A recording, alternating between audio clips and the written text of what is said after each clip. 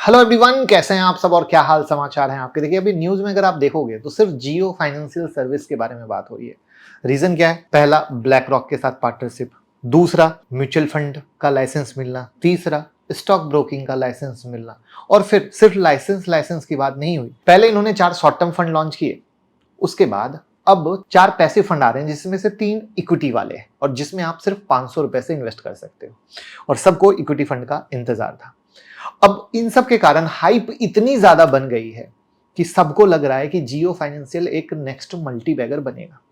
लेकिन कोई भी इंसान आज न ही म्यूचुअल फंड के धंधे के अंदर घुसकर समझने की कोशिश कर रहा है, ना ही ब्रोकिंग इंडस्ट्री के बिजनेस को समझने की कोशिश कर रहा है, और ना ही जियो फाइनेंशियल और क्या धंधा करता है इसके अंदर घुस के समझने की कोशिश कर रहा है, जिससे कि हम जियो फाइनेंशियल के हर वर्टिकल को डिटेल में समझें और तब एक रियल आउटपुट निकाल पाए कि हाँ भैया चलो जियो फाइनेंशियल सच में अच्छा कर रहा है या सिर्फ हाइप है। तो आज की वीडियो थोड़ी लंबी हो सकती है क्योंकि हम क्या करेंगे, जियो फाइनेंशियल के हर वर्टिकल के अंदर जाएंगे, एक एक वर्टिकल से कैसे धंधा कमा रही है, कैसे पैसा बना रही है, किस तरीके से कंपटीशन है, सबका कच्चा चिट्ठा आपके सामने रखेंगे, जिससे आपको लगेगी कि ये हुई भाई वाली बात, एक डिटेल वीडियो। और तब आप खुद का बॉस बन के डिसाइड कर पाओगे कि हाँ चीज सही है या गलत। लेकिन इसके लिए थोड़ा टाइम देना पड़ेगा और वीडियो को लास्ट तक देखना पड़ेगा। आधी वीडियो से बिल्कुल डिसीजन मत बनाइएगा, ये मेरी हाथ जोड़ के रिक्वेस्ट है, क्योंकि कुछ लोग सिर्फ आधी वीडियो से डिसीजन ले लेते हैं, वो गलत है। तो आप सबको पता ही है, इन सब न्यूज के बाद जियो फाइनेंस का स्टॉक 4 महीने में 50% से ज्यादा ऊपर चला गया है, राइट है। और इस तेजी के पीछे ना ही कोई जबरदस्त क्वार्टरली रिजल्ट था, ना ही प्रॉफिट ग्रोथ, कहानी थी सिर्फ अनाउंसमेंट की। तो सवाल उठता है कि क्या हम एक नए फाइनेंशियल रिवॉल्यूशन के स्टार्ट पे खड़े हैं या एक बबल बन सकता है, राइट है। क्योंकि हमें यह समझना जरूरी होगा कि जियो फाइनेंस जो बात हो रही है कि पूरा पूरा रिवॉल्यूशन ले आएगा, पूरा तरीका बदल देगा, क्या सच में बदलेगा या अंबानी भाई का सिर्फ हाइप है। तो हम 4 वर्टिकल जो ये हैंडल करते हैं उस पर बात करेंगे, म्यूचुअल फंड की, एनबीएफसी की, इंश्योरेंस की और ब्रोकिंग की, और सबको डिटेल में समझेंगे और हर एक बिजनेस सेगमेंट का पूरा चीरफाड़ करेंगे। और ऐसे ही नॉलेज के लिए आप हमारा यूट्यूब मेंबरशिप ज्वाइन कर सकते हो, जहां हर हफ्ते एक वीडियो आती है मार्केट के नजरिए के लिए, और लाइव मार्केट में भी कुछ अपडेट लगती है जो आपको एक नजरिया दे सकती है। सब कुछ देते हैं। तो यहाँ से या हमारे मोबाइल ऐप से भी इलीट मेंबरशिप ले सकते हो। और मोबाइल ऐप में सबसे मजेदार चीज क्या है पता है? फ्री लर्निंग वीडियो की पूरी प्लेलिस्ट है, जिसको सीखकर आपकी ट्रेडिंग आसान हो सकती है। तो मुकुल अग्रवाल नाम से एंड्रॉइड और आईओएस दोनों पर है, जरूर डाउनलोड करें और बेनिफिट लें। तो चलिए शुरू करते हैं कि भैया अंबानी जी ने जियो फाइनेंस की लिस्टिंग के वक्त इन्वेस्टर को एक विजन दिखाया था कि जैसे जियो ने टेलीकॉम को डिस्टर्ब किया, अब टाइम आ चुका है फाइनेंशियल सेक्टर को डिस्टर्ब करने का। अपने विजन को अंजाम देने के लिए उन्होंने फाइनेंशियल सेक्टर के 4 सेगमेंट को चुना। पहला था लेंडिंग बिजनेस, फिर था एसेट और वेल्थ मैनेजमेंट, फिर था ब्रोकिंग और उसके बाद था इंश्योरेंस। लेकिन सिर्फ विजन दिखाने से काम नहीं चलता है, मार्केट डिस्टर्ब करने के लिए ग्राउंड पर कुछ अलग और इंपैक्टफुल एग्जीक्यूशन होना चाहिए। तो चलिए देखते हैं। तो पहला क्या है? एसेट और वेल्थ मैनेजमेंट। तो आपको पता होगा जियो ने ब्लैक रॉक के साथ म्यूचुअल फंड बिजनेस में पार्टनरशिप की, जिसमें ब्लैक रॉक दुनिया का सबसे बिग एसेट मैनेजर है, जिसके पास अलादीन जैसा एआई टूल है और जिसका एयूएम 800 लाख करोड़ से भी ज्यादा है। फोकस कीजिएगा, 800 लाख करोड़। लेकिन जब से ये जीवी यानी ज्वाइंट वेंचर अनाउंस हुआ, तो हर जगह सिर्फ एक बात हो रही थी कि ब्लैक रॉक का अलादीन टेक्नोलॉजी के आने से Indian mutual fund industry disturb हो सकती है। सुनने में तो बहुत अच्छा लगा, मुझे भी अच्छा लगा, आपको भी अच्छा लगा, लेकिन ग्राउंड रियलिटी अभी कुछ और ही कह रही है। अब आप कहोगे क्या? अब तक जियो ब्लैक रॉक ने 3 एनएफओ लॉन्च किए थे और इनमें पार्टिसिपेशन क्या है? सिर्फ 67,000 रिटेल इन्वेस्टर। लेकिन इंडिया में आज एमफी डेटा के हिसाब से 9 करोड़ से ज्यादा एसआईपी यूजर है। तो 67,000 का नंबर तो टोटल 0.1% का भी नहीं बनता है। यानी अभी शुरुआत क्या हुई? बहुत एवरेज हुई। और जो पहले मार्केट में हाइप था कि बस 1 रुपया पर डे एसआईपी से इन्वेस्टमेंट स्टार्ट होगा, जो मार्केट में बात कही जा रही थी, वो भी पूरी नहीं हुई, क्योंकि 500 रुपीज मिनिमम एसआईपी अमाउंट है। सेबी ने जो रिसेंटली 5 म्यूचुअल फंड का अप्रूवल दिया है, जिसके नाम है Jio BlackRock Nifty mid cap 150 index, Jio BlackRock Nifty next 50 index fund, Jio BlackRock Nifty small cap 250 index fund, Jio BlackRock Nifty 8 से 13 ईयर G-Sec इंडेक्स फंड और Jio BlackRock Nifty 50 index fund, इन सब में minimum 500 rupees per month SIP रखा गया है। तो सवाल ये है कि क्या जियो फाइनेंस जो है म्यूचुअल फंड इंडस्ट्री को सच में डिस्टर्ब कर पाएगा? तो अगर जियो फाइनेंस इंडस्ट्री का सबसे लो एक्सपेंस रेशियो लेकर आया और कस्टमर ऑन बोर्डिंग प्रोसेस को ईजी और आसान बनाया कि कोई भी आम आदमी जो ज्यादा पढ़ा लिखा ना हो वो भी डायरेक्ट म्यूचुअल फंड में इन्वेस्ट कर सकता है, तो उस कंडीशन में जरूर ये शब्द हाँ है। क्योंकि आज भी इंडिया में approx 74% mutual fund regular plan के जरिए ही जाते हैं, जिसमें मिडिल मैन इन्वॉल्व होता है ऑन बोर्डिंग प्रोसेस में। ऐसे में अगर जियो ने मिडिल मैन हटा दिया और डायरेक्ट इन्वेस्टिंग को सिंप्लीफाई कर दिया तो डेफिनेटली म्यूचुअल फंड मार्केट को डिस्टर्ब किया जा सकता है। ऐसे में एक बात का हाइप और बनाया जा रहा है कि इनके जो 8 नए म्यूचुअल फंड जल्द लॉन्च होने वाले हैं, जिसमें से कुछ का अप्रूवल मिला है जो मैंने अभी बताया, उसके अलावा उसमें भी स्टार्टिंग के फेज में एक्सपेंस रेशियो 0 हो सकता है, नथिंग इज ऑफिशियल। लेकिन जब इनके 3 NFO का एक्सपेंस रेशियो 0 नहीं था तो ये मानना मुश्किल है कि फ्यूचर में 0 होगा। मानते हो कि नहीं इस बात को?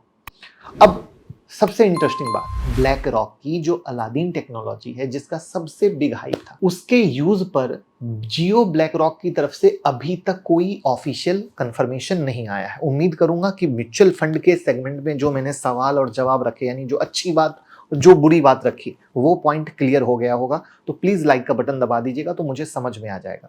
अब हम आते हैं ब्रोकिंग पर। इनको ब्रोकिंग से लाइसेंस मिल चुका है, लेकिन सवाल वही, कुछ अलग कर पाएंगे क्या? क्योंकि ब्रोकिंग इंडस्ट्री कोविड के बाद से बहुत मैच्योर हो चुकी है।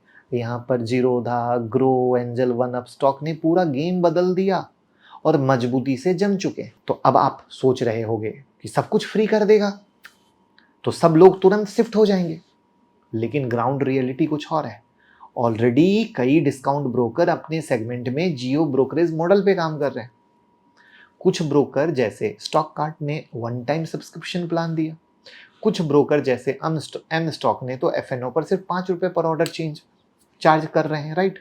पर ब्रोकिंग बिजनेस में प्रॉब्लम ब्रोकरेज फी की नहीं है, प्रॉब्लम है ऑर्डर स्पीड होना, टेक्नोलॉजी फास्ट होना। ऑर्डर ही फंस गया तो क्या करेगा? 4 दिन के लिए खाता खुलाएगा, बाद में बंद कर देगा। रोज ही आता है, इसमें ग्लिच उसमें ग्लिच, ये ब्रोकर अच्छा नहीं वो ब्रोकर अच्छा नहीं। अगर आप एक एक्टिव ट्रेडर हो स्पेशली FNO में, तो आपको ये बात पता होगी कि छोटे ब्रोकर के साथ ऑर्डर फंसते हैं और 20 रुपए ब्रोकरेज बचाने के चक्कर में 150 का नुकसान करते हो। तो सीरियस ट्रेडर ब्रोकरेज फी नहीं देखते, वो देखते हैं एग्जीक्यूशन स्पीड, ट्रांसपेरेंसी, ये नाटक नौटंकी नहीं। और यही रीजन है कि ब्रोकिंग के हर सेगमेंट में फ्री ब्रोकरेज पॉसिबल ही नहीं, क्योंकि अच्छे टेक इंफ्रास्ट्रक्चर का खर्चा ही अलग होता है। तो क्या जियो फाइनेंस ब्रोकिंग इंडस्ट्री को डिस्टर्ब कर सकता है? इसका जवाब है कर सकता है, लेकिन थोड़े अलग तरीके से। अगर जियो फाइनेंस कम ब्रोकरेज और स्मूथ प्लेटफॉर्म के साथ अच्छा रेफरल प्रोग्राम भी दे तो डेफिनेटली कुछ कर पाएगा, ठीक है? क्योंकि ग्रो तो अभी जीरोधा को भी पीछे छोड़कर आगे है, ये तो आपको पता है। तो उम्मीद करता हूं कि ब्रोकिंग का भी पार्ट मैंने क्लियर कर दिया होगा। अब हम आते हैं लेंडिंग बिजनेस पर। अगर बात करें जियो फाइनेंशियल के लेंडिंग बिजनेस की, तो इंडिया में लेंडिंग बिजनेस में ऑलरेडी 40 से ज़्यादा बैंक और 270 से ज़्यादा लिस्टेड NBFC जो काम कर रहे हैं। इससे आप कंपटीशन का लेवल खुद समझ सकते हो। इतने सारे प्लेयर का लेंडिंग बिजनेस में होने का रीज़न सिंपल है, हमारे देश की लोन इंडस्ट्री का साइज अप्रॉक्स 200 लाख करोड़, जो बहुत बिग साइज है। और इस सेक्टर का ग्रोथ भी हर साल डबल डिजिट में हो रहा है, डबल डिजिट में, समझना। और सब ने अपना अपना एरिया अच्छे से कैप्चर भी कर लिया है। जैसे रिटेल लोन में कौन किंग है? HDFC बैंक, जिसके पास इंडिया में सबसे ज़्यादा 8 लाख करोड़ की रिटेल लोन बुक है। कंज्यूमर लोन में सबसे ज़्यादा कौन राजा है? NBFC में बजाज फाइनेंस, जिनके पास 3.3 लाख करोड़ की कंज्यूमर लोन बुक है। और कॉर्पोरेट लोन के किंग की बात करें तो SBI, उसको कोई पीछे नहीं छोड़ रहा है, यानी वो सबसे आगे है। लेकिन यहाँ एक इंपॉर्टेंट बात है, लेंडिंग का काम सिर्फ लोन देना नहीं होता, असली गेम होता है NPA को मेंटेन करना, नॉन परफॉर्मिंग एसेट। क्योंकि लोन देना तो आसान है, पर अगर जिसको कर्ज दिया है वो पैसा ही वापस ना करे तो एनपीए बढ़ेगा और वही कंपनी की हेल्थ धीरे धीरे खराब होगी और उसको खत्म कर देगी। लेकिन जियो फाइनेंस अपने लेंडिंग बिजनेस में बजाज फाइनेंस को टक्कर दे सकता है, क्योंकि आज भी अगर आप रिलायंस डिजिटल, ट्रेंड जैसे स्टोर पे जाओगे तो ईएमआई का ऑप्शन कौन दे रहा है? बजाज फाइनेंस दे रहा है, ना कि जियो फाइनेंस, राइट? तो अगर कल से वहां सिर्फ जियो फाइनेंस के ईएमआई ऑप्शन दिखने लग गए जिसमें जीरो प्रोसेसिंग फी हो, तो जियो फाइनेंस कंज्यूमर लोन में बजाज फाइनेंस का मार्केट कैप्चर करेगा। लेकिन सवाल उठता है, क्या ये सब करने से मार्केट डिस्टर्ब होगा? आंसर है नो। तो अगर आप सिर्फ थोड़ा सस्ता लोन देने लगते हो तो आप मार्केट में एक पार्टिसिपेंट बन जाते हो, डिस्ट्रप्टर नहीं। क्योंकि जब आप एग्रेसिव लोन दोगे बिना बोरोवर के प्रॉपर असेसमेंट के, तो आपका एनपीए कंट्रोल के बाहर चला जाएगा और फिर वही आपकी कंपनी को बर्बाद कर सकता है। तो लैंडिंग सेगमेंट में जियो फाइनेंस का डिस्ट्रप्शन करना बहुत डिफिकल्ट है, क्योंकि यहाँ उनको सिर्फ एक दो नहीं बल्कि 30-40 से ज़्यादा स्ट्रॉन्ग प्लेयर से compete करना पड़ेगा, और वो भी उन कंपनी से जिनके पास डिकेड का डेटा है, रिस्क मॉडल है, कस्टमर बिहेवियर अंडरस्टैंडिंग है। ये भी क्लियर हो गया होगा। अब हम बात करते हैं इंश्योरेंस सेगमेंट की। अब इंश्योरेंस सेगमेंट में भी कंपटीशन नेक्स्ट लेवल का है, लेकिन जियो फाइनेंस अगर मोटर इंश्योरेंस में एंट्री करता है और एक simple, transparent, no hidden charge वाली पॉलिसी लेकर आता है जिसमें एक्सीडेंट के बाद आपको फालतू के 5,000 रुपए के प्रोसेसिंग चार्ज या फाइल चार्ज देने की जरूरत ना हो, तो डेफिनेटली मोटर इंश्योरेंस सेगमेंट में जियो फाइनेंस मार्केट डिस्टर्ब कर सकता है, लेकिन वो प्रोसेस फिर से स्लो होगा। पर जियो फाइनेंस के लिए लाइफ इंश्योरेंस और हेल्थ इंश्योरेंस के फील्ड में डिस्टर्ब करना काफ़ी मुश्किल है, क्योंकि लाइफ इंश्योरेंस में ऑलरेडी LIC 57% मार्केट कैप्चर करके बैठा है, जिसने देश के हर कोने में लोगों का ट्रस्ट बनाया है, ये आप सब जानते हैं। और जनरल और हेल्थ इंश्योरेंस में भी न्यू इंडिया, स्टार हेल्थ जैसे प्लेयर ने 44% मार्केट शेयर पकड़ रखा। लेकिन इंश्योरेंस का असली बिजनेस होता है ट्रस्ट। पॉलिसी कोई भी तभी लेता है जब उसको लगे कि कंपनी क्लेम टाइम पर सपोर्ट करेगी, पैसे अटकेगा नहीं। और ये ट्रस्ट एक दिन में नहीं बनता है, सालों लगते हैं। LIC, new India, star health सब पुराने प्लेयर हैं, इसलिए जियो फाइनेंस इंश्योरेंस सेक्टर में भी सिर्फ अपनी जगह बना सकता है, पूरा सेक्टर डिस्टर्ब नहीं कर सकता। तो क्या जियो फाइनेंशियल भी वैसे ही डिस्ट्रप्शन ला सकता है जैसे जियो टेलीकॉम इंडस्ट्री में लाया था? तो इसको अगर एक सिंपल लाइन में कहूं, नो। आप पार्टिसिपेंट बनोगे, बेहतर प्ले करोगे, टॉप 3, टॉप 5 में आ जाओगे, नंबर 1 बनना बहुत मुश्किल है। देखिए, टेलीकॉम में डिस्ट्रप्शन सिंपल और डायरेक्ट था, फ्री सिम दे दो, फ्री डेटा दे दो। एक दो कॉम्पिटिटर थे, गिरा के एयरटेल के सामने खड़े हो जाओ। सिम यूज करना लोगों की मजबूरी थी, लेकिन फाइनेंस सेक्टर की दुनिया अलग है, जो डीपली रेगुलेटेड है। यहाँ आपका मुकाबला 3-4 से नहीं, 25-30 लोगों से है, जो डेट फ्री हैं, एक्सपीरियंस है, ट्रस्टेड है। समझ में आ रही है बात? तो यानी ये करेंगे अच्छा, बट यहाँ पर गेम टेलीकॉम से अलग है। Plus RBI, SEBI, IRDAI, CCI और सरकार ये नहीं चाहेगी कि कोई भी एक प्राइवेट कंपनी पूरे फाइनेंशियल इकोसिस्टम को चलाए। इसके अलावा फाइनेंशियल सेक्टर में सबसे बड़ी करेंसी होती है भरोसा, और ये ट्रस्ट एक ऑफर या एक स्कीम से नहीं बनता है। सिम की बात अलग है, इसमें काफी साल लगते हैं, राइट?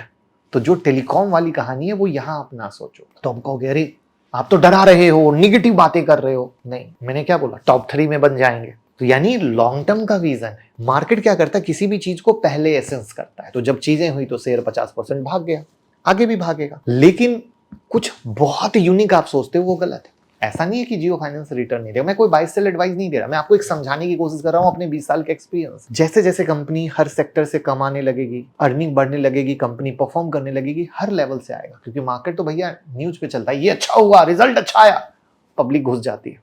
लेकिन लॉन्ग टर्म में क्या होता है ये आप देख लो, तो एक जमाने के बाद चीजें रुक जाती है, ठहर जाती है। आई बात समझ में? तो हमारा कहने का मकसद और बताने का मकसद है कि जियो फाइनेंस करेगा सब कुछ अच्छा, बट वक्त लगेगा। क्यों लगेगा, किस तरीके से लगेगा वो बता दिया। शेयर किस कारण से, किस न्यूज के हाइप पर गया वो बता दिया।